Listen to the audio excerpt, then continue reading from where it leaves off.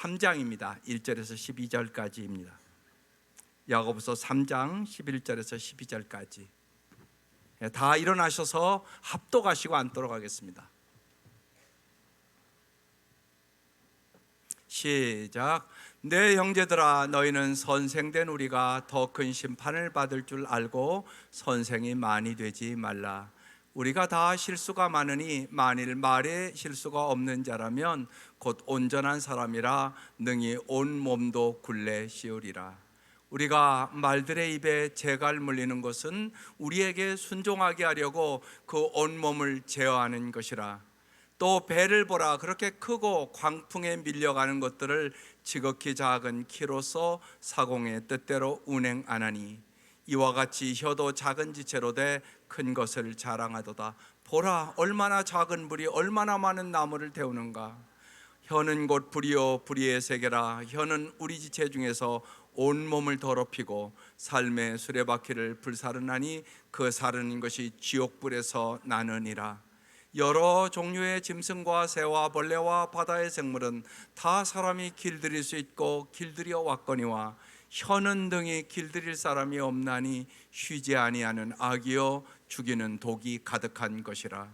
이것으로 우리가 주 아버지를 찬송하고 또 이것으로 하나님의 형상대로 지음을 받은 사람을 저주하나니 한 입에서 찬송과 저주가 나오는도다. 내 형제들아, 이것이 마땅하지 아니하니라. 샘이 한 구멍으로 어찌 단물과 쓴물을 내겠느냐. 내 형제들아, 어찌 무화과 나무가 감람 열매를 포도나무가 무화과를 맺겠느냐. 이와 같이 짠물이 단물을 내지 못하느니라. 아멘. 맥주 감사 주일, 오늘 말씀의 제목이 당신의 입을 거룩하게 하라. 당신이 말하는 대로 되는 것이기 때문에 그래요. 그래서 특별히 여러분 언제나 어느 때나 어느 환경에서나 여러분 정말로 감사 연습을 함으로 주님께서 주시는 넘치는 은혜를 경험하시기를 바랍니다. 스탠리 존스 목사는 인도의 선교사입니다. 그는 모든 일에 긍정적인 자세로 살았습니다. 그런데 그가 70세 되었을 때 중풍으로 쓰러져서 걷지도 서지도 못하게 됐습니다. 수개월 동안 침대에 누워있게 된 것입니다. 그러나 그는 낙심하거나 절망하지 않고 하나님께서 치료해 주신다는 확신을 갖고 기도했습니다. 그리고 자기를 치료하러 오는 의사나 간호사들에게 부탁을 합니다. 자기를 치료하려 올 때마다 스탠리 존스야, 내가 나사렛 예수의 이름으로 명하노니 일어나 걸으라, 꼭 이렇게 선포해 주십시오. 그렇게 부탁을 했습니다. 의사와 간호사가 얼마나 기가 막힙니까? 선교사님, 우리가 목사도 아닌데 어떻게 그렇게 합니까? 그렇게 거절을 합니다. 막무가내로 꼭 그렇게 해줘야 된다고 스탠리 존스 목사는 간호사와 의사들에게 부탁을 했습니다. 그래서 의사와 간호사가 치료하러 올 때마다 스탠리 존스, 내가 나사렛 예수의 이름으로 명하노니 일어나 걸으라, 이렇게 선포하면 스탠리 존스는 침대에 누워서 아멘, 아멘 이렇게 외쳤습니다. 그런데 놀라운 일은 대소변을 받아낸 지 5개월 만에 일어나 걸어서 그는 다시 인도에 가서 복음을 전하다가 90세가 넘도록 건강하게 살다가 하늘나라 가셨습니다. 여러분 믿습니까? 근데 왜 우리는 그렇게 안 합니까?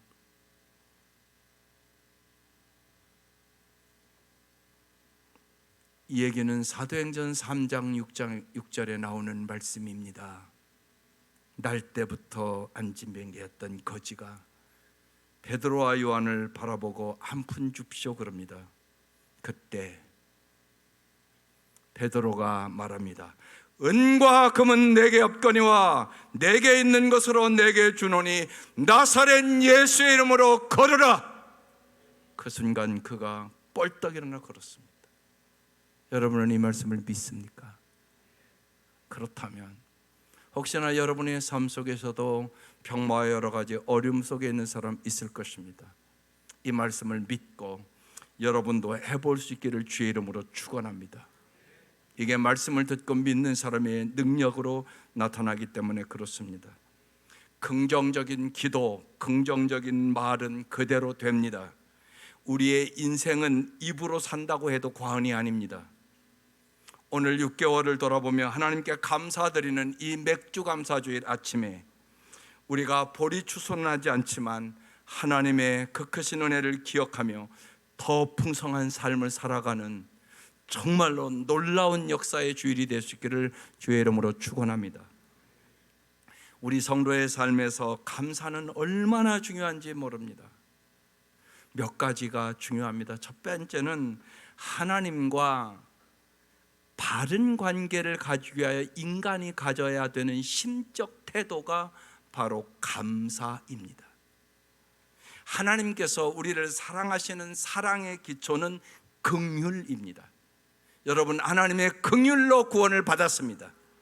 그러나 우리 인간이 하나님을 사랑하는 기초는 바로 감사입니다. 여기 있는 사람 중에 누가 진짜 하나님을 사랑하는 사람입니까? 하나님의 은혜를 깨닫고 감사하는 사람이 하나님을 사랑하는 사람이란 말입니다. 믿음 훈련의 최우선의 자질은 감사할 줄 아는 마음인 것입니다. 감사는 하나님과 바른 관계를 유지하기 위하여 필수 불가결한 요소라는 말입니다. 두 번째, 감사는 보다 큰 축복을 받기 위하여 반드시 필요한 조건입니다. 반드시 감사하는 사람이 복을 받습니다.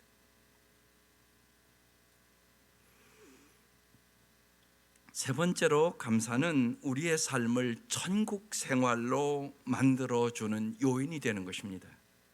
내가 하나님께 감사로 마음을 열면 하나님은 내 인생을 하늘문을 열고 활짝 열어주는 기적을 경험한다는 것입니다. 감사 연습은 하나님께서 나를 어떻게 생각하는지 여러분 곰곰이 생각해 보는 겁니다. 정말로 하나님께서 나를 어떻게 생각할까? 여러분 한번 오늘 안 해보신 분은 가서 물어보세요. 하나님이 분명히 하시는 말씀이 있습니다.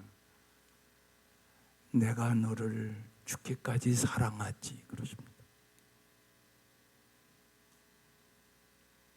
하나님의 이 십자가의 사랑에 여러분의 감격이 있기를 바랍니다. 이 은혜로 우리는 더 큰 감사로, 더 큰 기쁨으로, 더 큰 축복으로 나아가게 되는 것입니다. 감사는 이처럼 중요하기 때문에 교회에서는 성도들이 감사주일에는 가정에서 미리 예물을 준비하여 가족과 함께 드리기를 원하는 것입니다. 이해할 수 없는 일도 범사에 감사하는 성도들이 될 수 있기를 바랍니다. 성령의 역사를 사모하며 감사하시기를 바랍니다. 작은 일도 범사에 하나님의 손길을 인정하고 감사하시기를 바랍니다. 교회로 인하여 감사하시기를 바랍니다. 우리가 부족하기 때문에 교회의 약점을 찾아 불평하는 성도보다 감사할 것을 찾아 감사하며 교회를 위하여 열심히 기도하며 헌신하며 감사하는 성도들이 될 수 있기를 바랍니다. 그래야 당신이 축복의 통로가 될 수 있기 때문에 그런 것입니다. 감사는 하나님의 손길을 움직이게 하는 열쇠입니다. 작은 감사에도 크신 하나님의 축복을 주시는 하나님을 경험하게 하기 위하여 오늘 말씀의 제목은 당신의 입을 거룩하게 하랍니다. 여러분, 불평이 언제나 입술로 하기 때문에 그렇습니다. 혀의 성화에 대해서 오늘 야고보서는 아주 자세히 우리에게 말씀합니다. 우리의 말을 하는 대로 우리의 인격이 형성되고 우리의 인격이 가는 대로 우리의 운명이 결정됩니다. 혀가 성화되지 못하면 우리의 경건도 예배도 무너지게 되는 것입니다. 야고보는 영적 성숙이 혀의 사용에 있다고 얘기하는 것입니다. 그래서 오늘 첫 번째 혀란 무엇입니까? 오늘 1절 2절에 이렇게 말합니다. 내 형제들아, 너희는 선생된 우리가 더 큰 심판을 받을 줄 알고 선생이 많이 되지 말라. 선생이 되면 말을 많이 해야 되잖아요. 그래서 주의하라는 얘기입니다.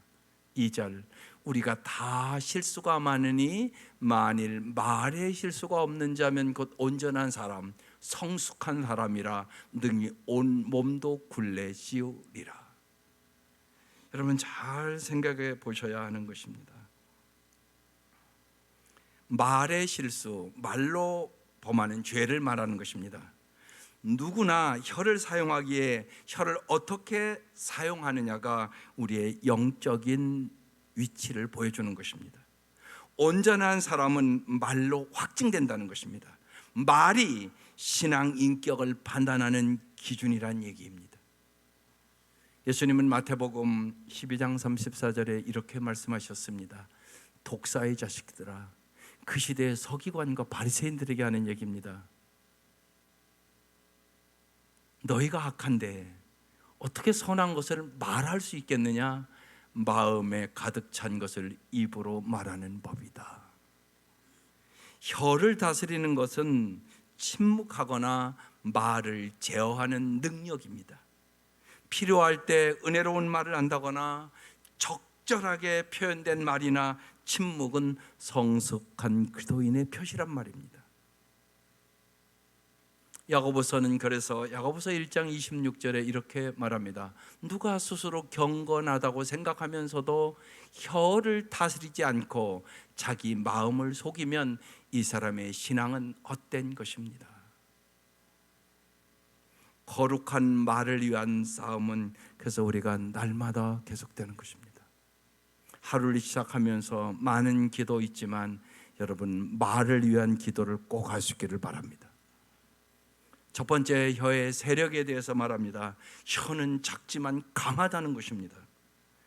혀는 말에게 물린 재갈과 같다고 3절에 얘기합니다. 우리가 말들의 입에 재갈 물리는 것은 우리에게 순종하게 하려고 그 온몸을 제어하는 것이라.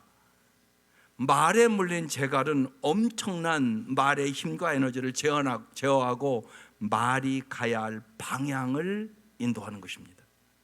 그뿐만이 아니라 4절에는 또 배를 보라. 그렇게 크고 광풍에 물려가는 것들을 지극히 작은 키로서 사공의 뜻대로 배를 운행한다는 것입니다. 혀가 배의 키와 같다는 것입니다.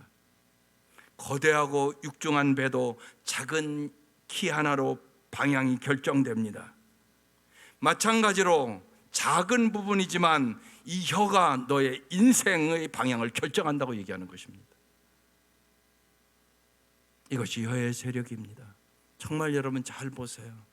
언제나 부정적인 말을 하는 사람들은 인생이 아름답지 않습니다. 안 돼, 못해, 가진 것이 없어, 나 같은 게 뭐래, 우리는 왜 형편이 요 모양이냐, 나는 되는 게 없네. 여러분 이런 얘기를 많이 하는 사람들이 많습니다. 여러분 잊지 마셔야 됩니다. 부정적인 말을 하는 사람은 인생을 아름답게 살 수 없습니다. 꼭 하나님의 전능하심을, 하나님의 전지하심을, 하나님의 능력을 믿고 긍정적으로 말하는 사람들 될 수 있기를 주의 이름으로 축원합니다. 여러분의 인생의 방향을 혀가 결정한다고 얘기하고 있는 것입니다. 두 번째는 혀의 영향력에 대해서 얘기를 합니다. 혀는 파괴하는 힘이 있다는 것입니다. 혀의 힘은 여러분 불과 같다고 얘기하는 것입니다. 여러분 작은 불이 온 숲을 파괴하는 것을 우리 한국은 매년 보지 않습니까? 여러분 전국에서 봅니다. 참 안타까운 일 아닙니까? 여러분 20, 30년, 40, 50년을 큰 나무들이 다 태워지잖아요. 그 얘기를 오늘 성경에 얘기합니다. 5절, 이와 같이 혀도 작은 지체로 돼 큰 것을 자랑하는도다. 보라, 얼마나 작은 불이 얼마나 많은 나무를 태우는가. 그러면서 6절에 혀는 곧 불이요 불의의 세계라. 혀는 우리 지체 중에서 온몸을 더럽히고 삶의 수레바퀴를 불사르나니 그 사르는 것이 지옥불에서 나느니라. 여러분 혀가 여러분의 온몸을 더럽힌다고 얘기합니다. 혀는 사용에 따라 정말로 사람을 살리기도 하고 죽이기도 하는 겁니다. 우리의 말 한마디가 평생 지울 수 없는 상처를 주기도 하고 지옥불 같은 고통을 주며 인생을 송두리째 불태울 수 있다는 사실을 여러분 꼭 기억하셔야 합니다. 우리의 말을 거룩하고 경건하게 날마다 지키셔야 하는 것입니다. 세 번째, 그런데 혀는 사람이 길들일 수 없다는 것입니다. 7절에 이렇게 써 있습니다. 여러 종류의 짐승과 새와 벌레와 바다의 생물은 다 사람이 길들일 수 있고 길들여 왔거니와. 8절, 혀는 능히 길들일 사람이 없나니 쉬지 아니하는 악이요 죽이는 독이 가득한 것이라. 여러분 어떡합니까? 여기 혀를 길들일 사람이 아무도 없다고 얘기하는 거잖아요. 그리고 여러분 돌아보세요. 말 때문에 다 상처 입으신 일 있죠? 누가 상처 줬어요? 이웃집 아저씨가 줬나요? 아닐 것이에요. 나의 가까운 사람, 내 남편이 내 마음을 칼로 찌름같이 말을 한단 말이에요. 예를 들어서 너가 더 큰 걸 만나서 내가 이런다. 그럼 여자분들 잠 오십니까? 그런 일들이 있단 말이에요. 그런데 기가 막힌 일이잖아요. 근데 여러분, 내가 내 혀를 길들일 수 없다는 사실이에요. 쉬지 아니하는 악이라고 써 있잖아요. 지금 죽이는 독이 내 입에 가득하다고 얘기하잖아요. 그러면서 한 걸음 더 나가서요, 혀의 모순적인 이중성까지 얘기를 해요. 혀는 일관성이 없는 모순 덩어리라는 것이에요. 9절, 이것으로 우리가 주 아버지를 찬송하고 또 이것으로 하나님의 형상대로 지음받은 사람을 저주하나니. 지금 여러분 교회 와서 욕한 사람은 아무도 없어요. 보니까 그죠? 다 오늘 찬송만 했어요. 지금 교회 딱 들어와서. 그런데요, 집에 가서도 그렇게 하시나요? 집에 가서는 말을 그렇게 안 하는 거예요. 저주가 되는 말을 한다는 얘기를 하고 있는 거예요. 축복의 말을 하고 살아야 되는데 심지어는 부부간에도 저주의 말을 하고 산단 말입니다. 그래서 10절에 한 입에서 찬송과 저주가 나오는도다. 내 형제들아, 이것이 마땅하지 아니하리라. 그렇지요? 마땅하지 않지요. 그러면서 11절에 샘이 안구멍으로 어찌 단물과 쓴물을 내겠느냐, 그런 일은 없다는 거예요.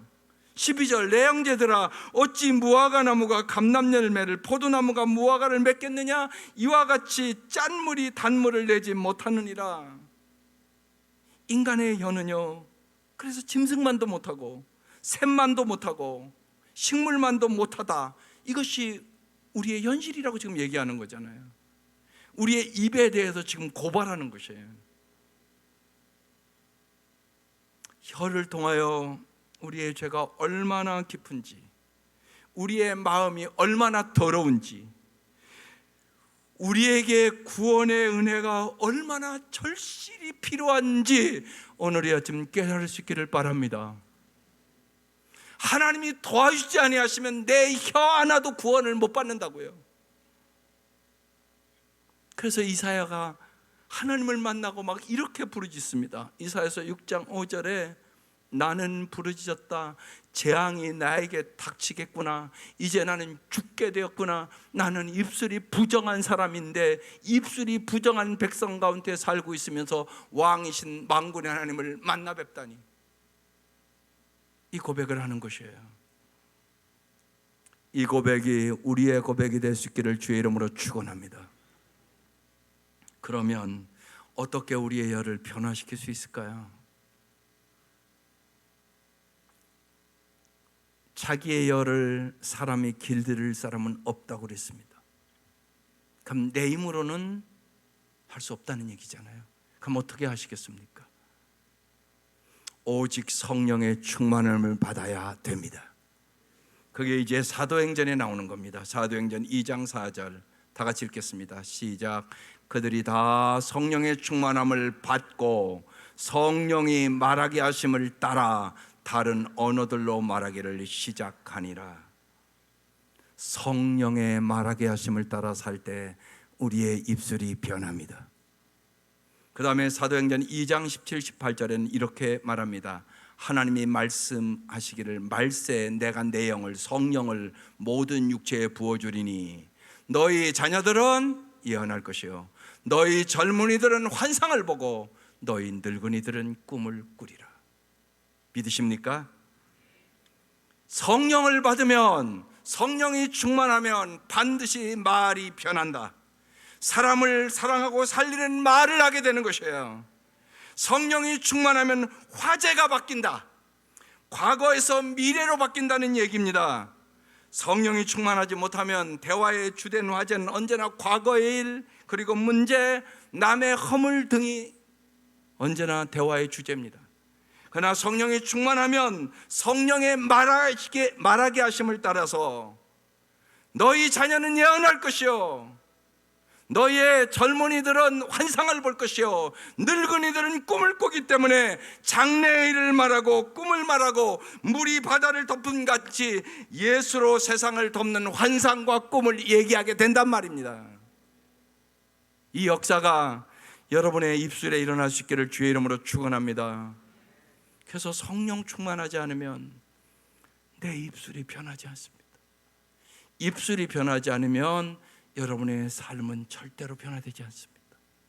맨 먼저 변화가 여러분의 입술의 변화예요. 그때 여러분의 삶이 변화됩니다. 그러면 우리는 정말로 혀의 성화를 위하여 여러분 우리가 어떻게 해야 됩니까? 구체적으로 우리가 아셔야 됩니다.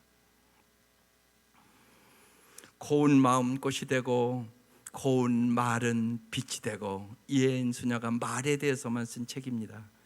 거기에 이렇게 기록되어 있습니다. 다음 세대가 묻습니다. 지금 내 모습이 스스로 내 마음에도 들지 않습니다. 이혜인 수녀가 그들에게 대답합니다.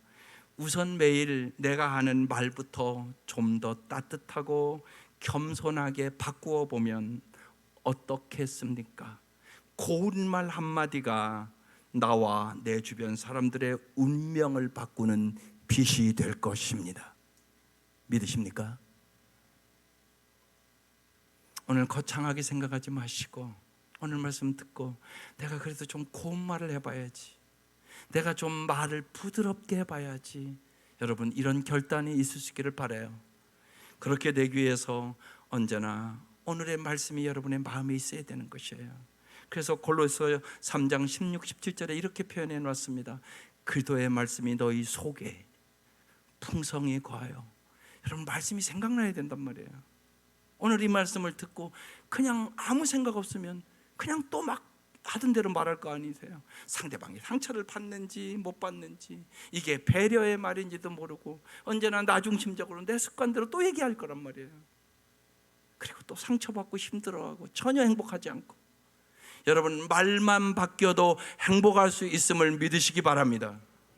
그래서 그들의 말씀이 내 속에 풍성히 거하여 생각나야 된단 말이에요. 그 말씀이, 이 말씀을 부여잡고 사셔야 된다고. 한 주 동안 이 말씀을 부여잡고 싸우셔야 된다고. 그래야 여러분의 입술이 변하게 되는 것이에요. 오늘 이 말씀이 여러분의 마음속에 풍성히 거하시기를 주의 이름으로 축원합니다. 그래서 모든 지혜로 피차 가르치며 권면하고 시와 찬송과 신령한 노래를 부르며 감사하는 마음으로 하나님을 찬양하시기를 바랍니다. 17절에는 또 무엇을 하든지 말에나 일에나 다 주 예수의 이름으로 하고 그를 힘입어 예수를 힘입어 하나님 아버지께 감사하라. 이것이 축복받는 삶의 비결입니다. 주님의 말씀이 순간순간 이 한 주 동안 생각나서 여러분의 말이 바뀔 수 있기를 주의 이름으로 축원합니다. 또 하나, 여러분 말을 위한 기도를 꼭 하셔야 돼요. 아침마다 하나님 내 입에 파수꾼을 세워주시고 내 입술의 문을 지켜주시옵소서. 다윗도 언제나 그 기도를 합니다. 특별히 어떤 말씀을 가지고 기도하겠습니까? 이사야서 50장 4절 말씀을 가지고 기도하십시오. 같이 읽겠습니다. 시작. 주 여호와께서 학자의 열을 내게 주사 나로 곤고한 자를 말로 어떻게 도와줄 줄을 알게 하시고 아침마다 깨우치시되 나의 귀를 깨우치사 학자들 같이 알아듣게 하시도다. 여러분, 잘 경청하고 잘 정말 곤고한 자를 말로 용기를 주고 소망의 말을 하며 살아갈 수 있는 저와 여러분 될 수 있기를 주의 이름으로 축원합니다. 그래서 항상 긍정적인 생각과 마음을 가지고 살 수 있기를 바랍니다. 그래서 지난주에 잠언 4장 23절 말씀 나눴잖아요. 모든 지킬 만한 것 중에 더욱 내 마음을 지키라. 생명의 근원이 이에서 남이니라. 항상 긍정적인 복된 말을 하시면서 사시기 바랍니다. 이스라엘 백성이 원망의 말, 불평의 말, 부정적인 말을 하다가 그들이 광야에서 다 죽잖아요. 그때 하나님이 기가 막힌 말씀을 합니다. 민수기 14장 28절 말씀입니다. 그들에게 이르기를 여호와의 말씀에 내 삶을 두고 맹세하노라. 너희 말이 내 귀에 들린 대로 내가 너에게 행할 것이다. 네가 원망하는 대로 해줄게. 엄청나게 무서운 말씀이에요. 조연삼이라는 목사님이 마렘이라는 책을 썼습니다. 그런데 어느 날 성경을 읽으며 저 말씀이 가슴에 아주 진짜 들리는 것처럼 들려왔답니다. 그래서 1년 동안 수요일 날마다 말만 대해서 1년 설교를 했습니다. 그리고 쓴 책이 마렘이라는 책이에요. 잘 써놓으셨습니다. 말이 얼마나 중요한 것인가. 여러분, 오늘 이 시간 이후로 정말로 기도하시면서 불평과 불만과 원망의 말을 깨끗이 버릴 수 있기를 주의 이름으로 축원합니다. 잠언 18장 21절에 우리에게 이렇게 말씀하시잖아요. 죽고 사는 것이 혀의 힘에 달렸나니 혀를 잘 쓰는 사람은 그 열매를 먹는다. 혀를 잘 사용할 수 있기를 바랍니다. 이렇게 절기 설교가 제일 어려워요. 다 아는 거잖아요, 여러분. 범사에 감사라는 얘기 잘 안 돼서 그렇지. 목사도 그게 제일 힘든 거예요. 내가 범사에 감사 못하면서 설교한다는 게 이게 너무나 뻔뻔하잖아요. 그래서 이제 주님 앞에 물어보는 거예요. 제가 한 주 동안 주님, 내가 감사가 충만하지 않은데 어떻게 하면 좋습니까? 설교 날짜는 바삭바삭 다가오고 나도 행하지 못하는 걸 설교한다는 게 너무나 힘듭니다. 주님 도와주십시오. 왜 내 마음속에 기쁨이 충만하지 않고 감사가 충만하지 않습니까? 그때 주님이 저에게 주신 음성입니다. 기대가 관계를 망치느니라.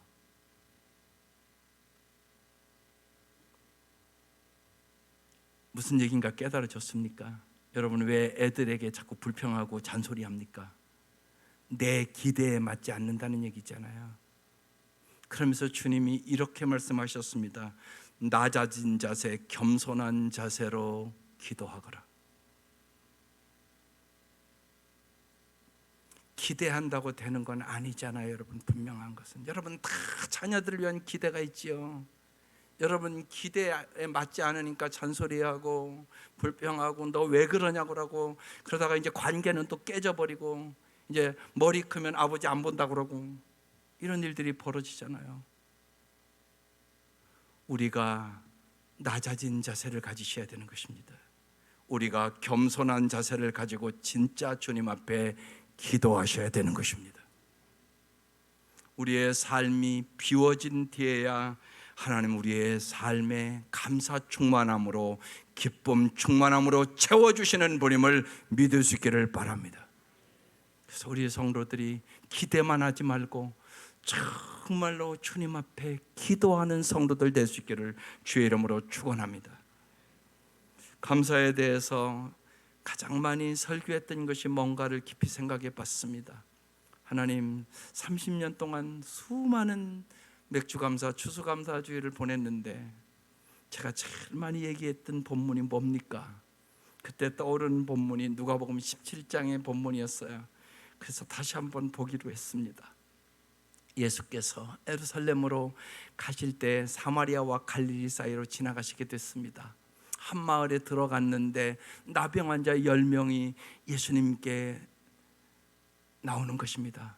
가까이 갈 수 없으니까 멀리 서서 외치는 것입니다. 소리를 높여 이르되 예수 선생님이여 우리를 불쌍히 여기소서. 예수님이 그들을 보시고 말합니다. 가서 제사장들에게 너희 몸을 보이라 말씀합니다. 그런데 이 문둥병자들이 이 말씀대로 순종을 하고 갑니다. 그들이 가다가 10명이 다 깨끗함을 받는 것입니다. 그러면 예수님 앞에 와서 감사해야 되겠죠. 근데 그렇지 않았다는 것입니다. 15절에 그 중에 한 사람이 자기가 낳은 것을 보고 큰 소리로 하나님께 영광을 돌리며 돌아와 16절에 예수의 발 앞에 엎드려 감사하니 그는 사마리아 사람이라. 여러분 생각해 보세요. 10사람이 다 감사는 했겠죠. 근데 생각해 보세요. 이 사람들은요 벌써 오랜 기간 동안 문둥병자가 됐으니까 가족과 격리돼서 살았잖아요. 그리고 사람에게 접근할 수가 없었단 말입니다. 그러니까 그 나은 몸을 갖고 어디 갔겠어요? 가족 만나러 갔겠죠. 얼마나 좋았겠어요. 그래서 9명은 분명히 오늘 성경에 써 있지 않지만 제가 깊이 기도하는데 이 사람들은 가족에게 갔을 것이다, 그 생각이 들었어요. 그런데 한 사람은 예수님 앞에 왔단 말이에요. 그리고 예수님 앞에 발 앞에 엎드려서 감사했단 말이에요. 그런데 그 사람은 유대인이 아니라 사마리아 사람이라고. 여러분 이게 뭘 얘기하는 것이에요? 우리가 먼저 주님 앞에 감사하는 믿음이 있느냐고 물어보는 거잖아요. 그래서 주님이 17절에 예수님께서 다 하시면서 이렇게 말씀해요. 10사람이 다 깨끗함을 받지 아니하였느냐? 그 아홉은 어디 갔냐? 이게 몰라서 하는 얘기가 아니시잖아요. 서운해서 하시는 말씀이시지 않겠어요? 여러분이 맥주감사주일 아침에 여러분 어떠한 감사를 드리고 있습니까? 사실 우리가 이 문둥병자보다 더 큰 은혜를 받은 사람임을 믿으시기를 바랍니다. 정말 우리는 죄의 병에 걸려서 이 시대도 문둥병에 걸리면 이건 끝난 인생이에요. 우리도 죄의 병에 걸려서 끝난 인생이란 말입니다. 지옥 갈 수밖에 없는 인생이었다는 말입니다. 그런데 예수로 말미암아 사망에서 생명으로, 지옥에서 천국으로 영원히 잘 사는 길을 열어주셨잖아요. 여러분이 이 은혜를 받고 오늘 이 자리에 나온 거잖아요. 그러면 먼저 예수님께 엎드려 감사하는 것이 마땅한 거잖아요. 주님께서 서운하셔서 10사람이 다 깨끗함을 받지 아니했느냐, 그 아홉은 어디 있느냐 이렇게 물어보세요. 이 이방인 외에는 하나님께 영광을 돌리러 돌아온 자가 없느냐? 그러시면서 19절에 이렇게 말씀합니다. 이 말씀을 깨달으셔야 돼요. 그에게 이르시되 일어나 가라, 내 믿음이 너를 구원하였느니라. 여러분 이 믿음이 여러분의 믿음 되시기를 바랍니다. 예수님께서 문둥병자 10사람을 깨끗하게 치료하셨지만 단 한 번만, 한 사람만 먼저 주님께 돌아와서 감사를 드렸다는 것입니다. 이 말씀하시는 예수님 어떤 마음일까 우리는 한번 생각해 봐야 되고요. 19절의 말씀의 의미가 정말 무엇인가를 깊이 깨달으셔야 합니다. 일어나 가라, 내 믿음이 너를 구원하였느니라. 여기 구원에 해당되는 헬라어 소조라는 단어는 구원, 참 건강, 완전 무결하다 그런 뜻입니다. 이 구원의 삶을 산다는 것은 충만한 삶을 산다는 의미입니다. 주님은 정말 우리가 충만한 삶을 살기를 원한다고요. 예수 믿으면서 은혜 충만, 감사 충만, 기쁨 충만한 삶을 주님은 우리가 살기를 원하십니다. 그래서 여러분이 사마리아인 한 명의 이 문둥병자는 언제 충만하고 완전 무결한 삶으로 구원을 받은 겁니까? 예수님께 돌아와 감사를 드렸을 때라는 것입니다. 그래서 우리의 구원과 감사는 여러분 직결되어 있다고 얘기하는 거예요. 감사할 줄 아는 믿음이 진정한 구원을 얻는 믿음이다. 그 얘기를 하는 것이에요. 우리의 타락이 은혜를 모르는 배은망덕이라면 우리의 구원은 당연히 감사하는 믿음이란 얘기입니다. 내 믿음이 너를 구원하였느니라. 그 한 명의 나병 환자의 믿음은 먼저 하나님께 감사하는 믿음이었다는 것입니다. 감사하는 믿음을 가질 때 하나님 우리에게 충만한 삶으로 들어가시는 문을 열어주시는 것입니다. 오늘 이 아침 진실로 은혜가 충만하시기를 바랍니다. 오늘 이 아침 감사가 충만하시기를 바랍니다. 그래서 정말 날마다 여러 가지 형편 속에 감사할 때마다 세상에선 얻을 수 없는 기쁨이 충만함을 경험하시기를 바랍니다. 그래서 오늘 시편 50편 23절 여러분 찬양 드렸습니다. 감사로 제사를 드리는 자가 나를 영화롭게 하나니 그 행위를 옳게 하는 자에게 내가 하나님의 구원을 보이리라. 성경에 여러분 기적에는 언제나 감사가 선행합니다. 죽은 나사로의 무덤을 예수님이 가시잖아요. 나사로를 살릴 때 주님이 이렇게 기도하십니다. 돌을 옮겨 놓으니 예수께서 눈을 들어 하나님을 우러러 보시고 이르시되 아버지여 내 말을 들으신 것을 감사하나이다. 그리고 죽은 나사로가 살아납니다. 여러분 이 역사가 여러분의 삶에도 있기를 주의 이름으로 축원합니다. 오병이의 기적을 앞에서도 예수님은 이렇게 기도합니다. 마태복음 14장 19절에 사람들을 풀밭에 앉게 하신 후 예수님께서는 빵 5개와 생선 2마리를 손에 들고 하늘을 바라보며 감사 기도를 드리셨습니다. 그 다음에 제자들에게 그것을 떼어주시고 제자들은 그것을 사람들에게 나누어 주었습니다. 다 먹고 12광주리가 남았더라. 언제나 감사가 선행한다는 사실이에요. 감사하며 하나님의 이 기적을 우리의 삶 속에 경험하시기를 바랍니다. 그래서 이렇게 정리를 해봤습니다. 모든 것에 감사하는 것이 가장 위대한 일이다. 이 사실을 아는 사람은 사는 것이 무엇인지 아는 사람이다. 삶의 신비를 꿰뚫은 사람이다. 삶의 신비는 모든 것에 감사하는 것이다. 이것이 하나님의 뜻입니다. 내 기쁨의 크기는 감사의 깊이에 달려 있습니다. 삶의 은총과 감사와 기쁨이 여러분 날마다 흘러 넘치기를 말로 고백하시기를 바랍니다. 나는 소리내어 속삭인다. 혀로 소리를 느껴보고 귀로 그 진실을 들어본다. 은총, 감사, 기쁨, 이것은 암흑 속에서 빛나는 별자리 세계입니다. 생명을 지탱하는 세 겹 밧줄과 같은 것입니다. 충만한 삶으로 올라가는 동아줄이 은총, 감사, 기쁨입니다. 감사는 모든 것을 의미 있게 만들어 주는 가장 중요한 단어입니다. 아빌라의 성 요한은 일이 잘못되었을 때 감사드리는 행위는 일이 우리 뜻대로 되었을 때 드리는 1000번의 감사와 맞먹는 가치가 있습니다. 그렇게 말씀을 했습니다. 우리 인생에 아픔도 있고 슬픔도 있고 고난도 있었습니다. 그때마다 저는 울면서 하나님 감사합니다. 언제나 그렇게 고백을 하며 기도를 했습니다.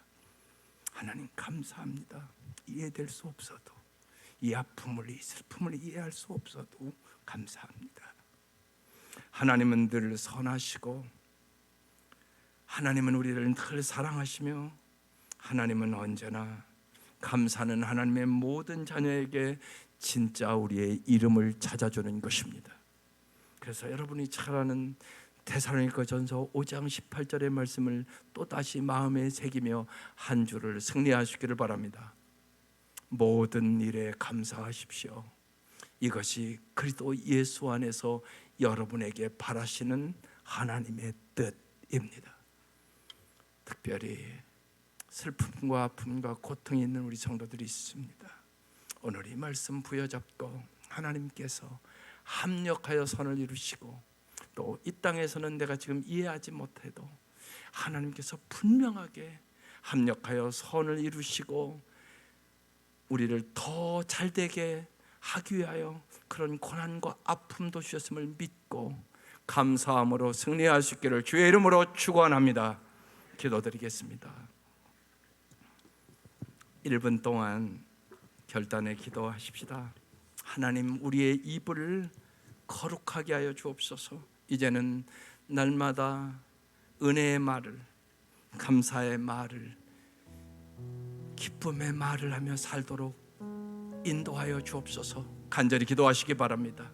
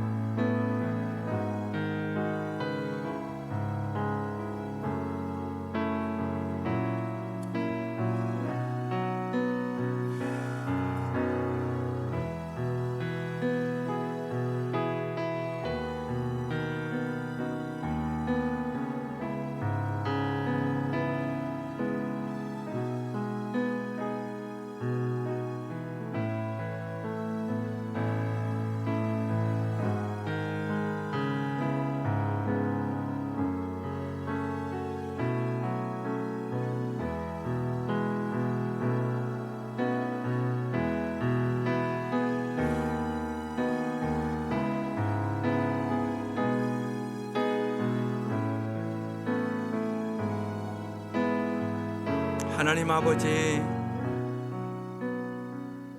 우리 사랑하는 성도들이 날마다 감사 연습을 하며 하나님의 함께 하심을, 임재하심을 경험할 수 있도록 은혜를 베풀어 주옵소서. 특별히 오늘의 환경이 너무나 아프고 힘들고 고통스러운 사랑하는 성도들이 있습니다. 하나님, 주님의 십자가의 은혜를 부어주시옵소서. 부활의 은혜를 부어주시옵소서. 그 은혜로 주님 앞에 눈물로 감사하는 기도에 응답하여 주셔서 하나님 기쁨을 찾게 하여 주시고 세상의 슬픔과 아픔도 넉넉히 이길 수 있는 하나님의 사랑을 물 붓듯이 부어 주시옵소서. 예수님의 이름으로 기도드립니다. 아멘.